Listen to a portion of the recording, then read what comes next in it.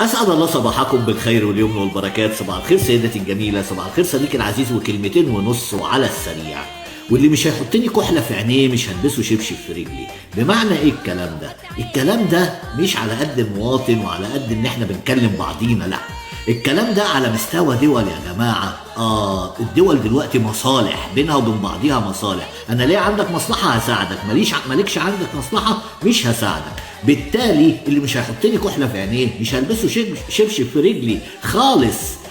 الدنيا يا جماعة حوالينا بتتغير، وكل واحد بيبص لمصلحته، محدش بيبص لمصالح الآخرين. الحب والكرم والقصة دي عف عليها الزمن، خلاص انتهت. دلوقتي لا، كل واحد خايف على مصلحته وخايف على حكايته.